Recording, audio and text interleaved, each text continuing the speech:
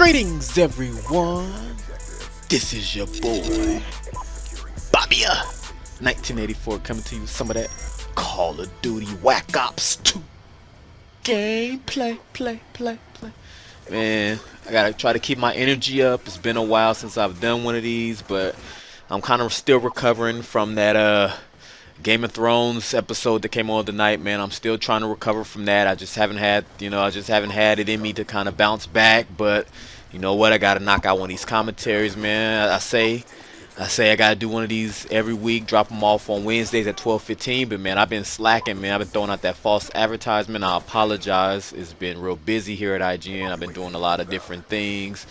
I've been working hard and, editing a couple other pieces and just, doing my thing. But got another one here for you. We playing Domination here on Hijacked, and I'm using one of my new favorite guns, the MTAR, aka Miss Saundra. Had to name the gun Miss Saundra after one of my son's child care providers. Miss Saundra's a bad woman, but she bad. She what is she? I think she, ooh, just cute. Watch out for them bouncing betties, bro. But oh, that's a nasty music. Oh, my bad. Gotta give that shout out to my main man @Hook Chemist for providing that nasty music still. But like I was saying, Miss Saundra's a bad woman.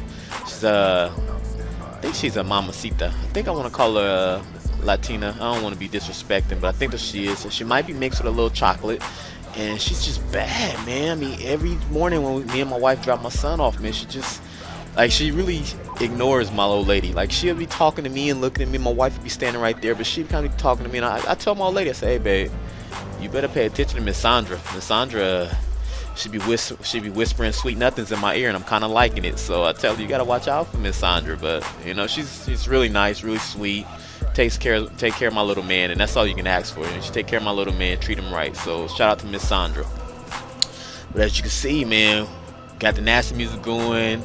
I'm running let me see the perks. I don't even think they showed up, but I'm quite sure it's the same loadout. It's always gonna be hardline, flak jacket, scavenger, engineer. Got my EMP grenades. Got my C4. And then I'm running, whenever I play Domination, I like to run this score streak class now. And that's the Stealth Chopper, Orbital VSAT, and Escort Drone. And when I'm going to give you guys a few tips for playing Domination here on Hijack, because I read in the comment section that a lot of people be disappointed that I don't actually give out kind of tips and, strategy during, when I'm playing the game. And I'm like, well, I kind of want to talk about other things, but okay, I'll throw some tips and strategy out. So when I'm playing Domination on Hijack, stop, because Hijack always seems to come up. Ooh, get off me. Let's rewind that. Ooh, get off me. Oh man, just work them boys. I got shot in the back.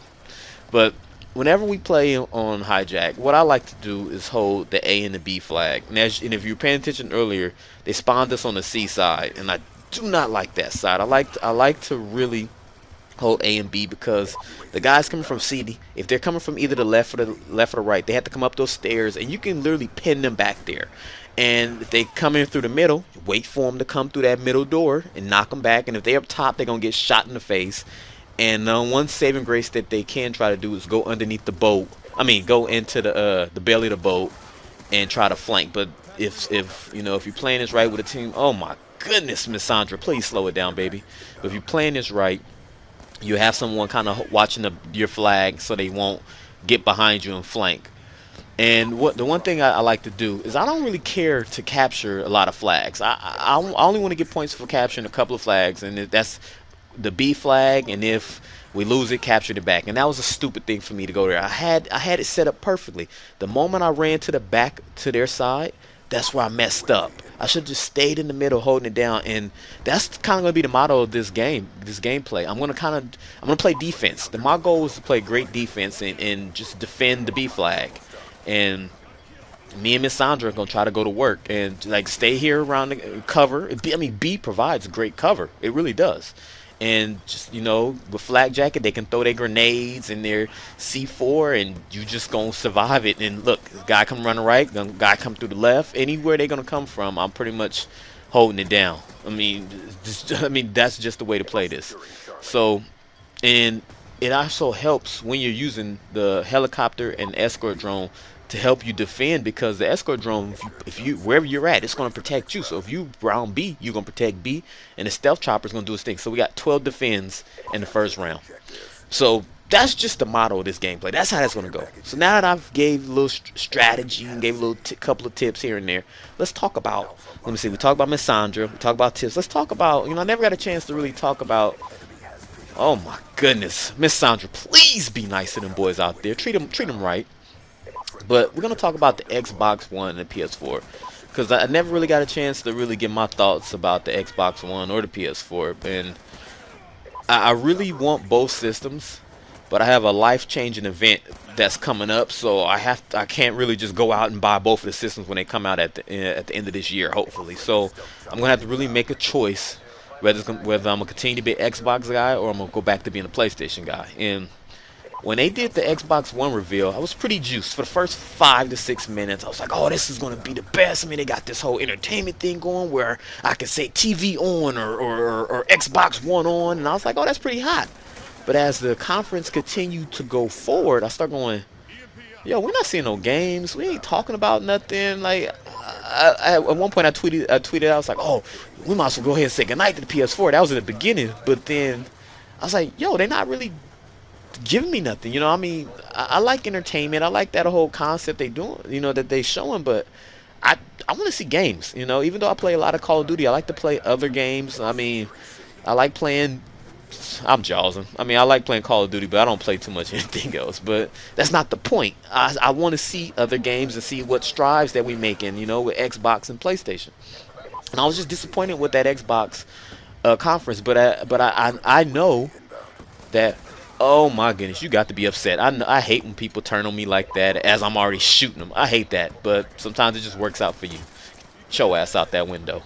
But as I was saying, I just want to see some games. I want to see some new things happening with the Xbox and with the PlayStation 4. They kind of showed us some games with the Killzone and some of the other stuff, and I was kind of juiced about that. And the PlayStation 4 is they have a lot of things to do too. They still got to show the console, and they still got to just both Sony and Microsoft has a lot of work to do at E3. I mean, E3 is going to make or break both of these companies, and I'm not saying if one shows more is going to be the better console, but just in terms of me buying the console and really jumping on that team, I need to see something at E3 from both Sony and Microsoft.